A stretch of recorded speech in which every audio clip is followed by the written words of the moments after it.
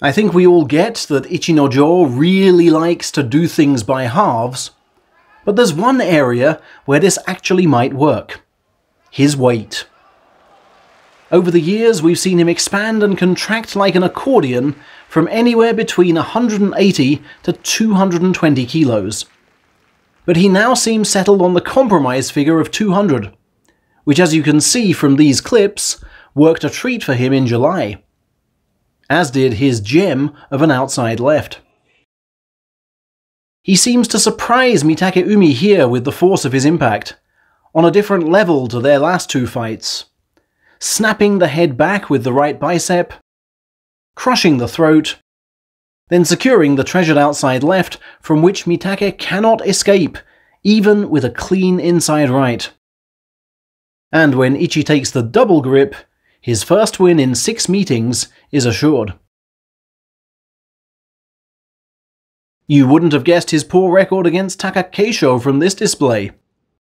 Collarbone ramming forehead, enabling the inside right, and the outside left coming down again to completely ensnare the target.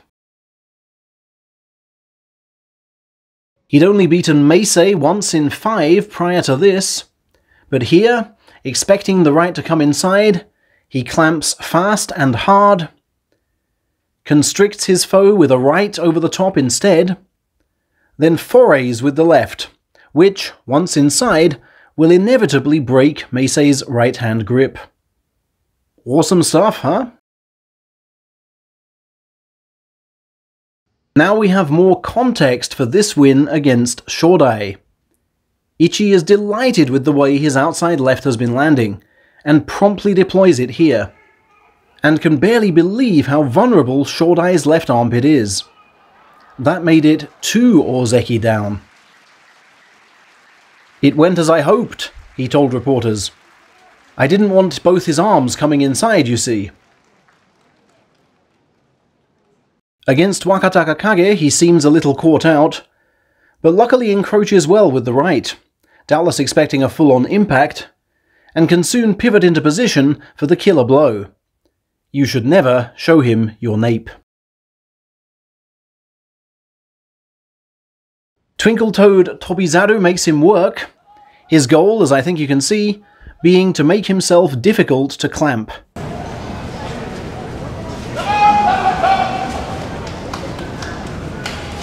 The monkey's face slaps are a mere distraction from the fact he's rigidly sticking to left foot forward, to ensure his right hip keeps distance from Ichi's outside left.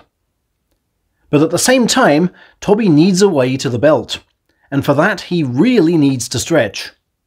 Only there's quite a height and reach difference. Now Tobi digs in with the head, in the hope of pushing Ichi back from the chest, but his hands are tied up.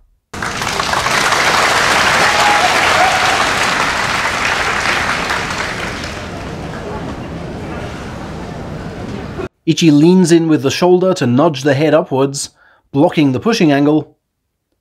Notwithstanding, Tobi feels it's worth a try, but look how sharply Ichi reacts, his outside left arriving exactly in tandem with Tobi's push. Yet again, that grip seals the win.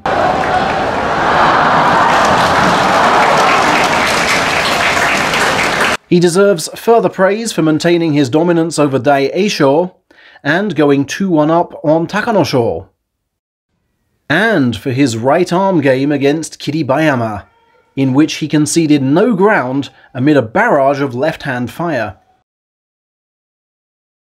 From here, he needs his favoured left grip to finish things off, and just look at how he gets it, swinging his foe across, then briskly surging forward and reaching round the side.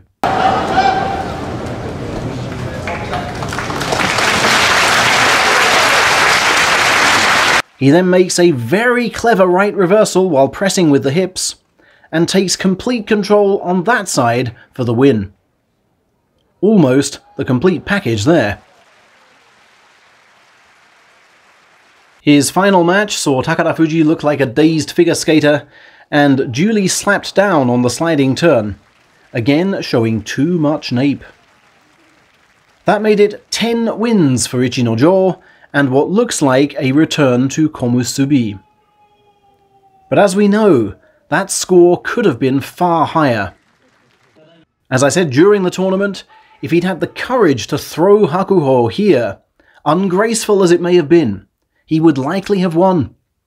But his respect for the Yokozuna and his July needs caused him to desist.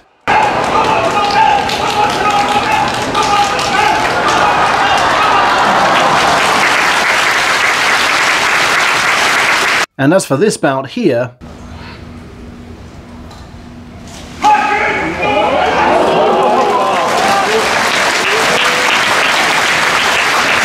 even sumo chairman Hakkaku called it out as a joke.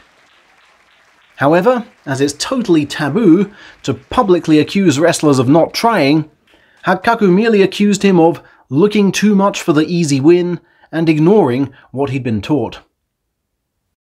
Now, had Ichi won those two bouts, he would have upset both leaders' momentum early on, and likely kept pace with them. But how do we motivate a man so content with his lot? Of concern to him should be the fact that even his mighty outside left can be subdued by Hoshoryu's inside right, and titanium right knee. He's lost 5 of their past 6 in broadly the same way. And he still has little answer to Hokuto Fuji's leftward swerving charge and diagonal stab, of course designed to avoid the outside left. Ending his 7-match losing streak to Hokuto, perhaps with a commanding scoop from the inside right, might give him the belief he needs to fulfill his Ozeki potential.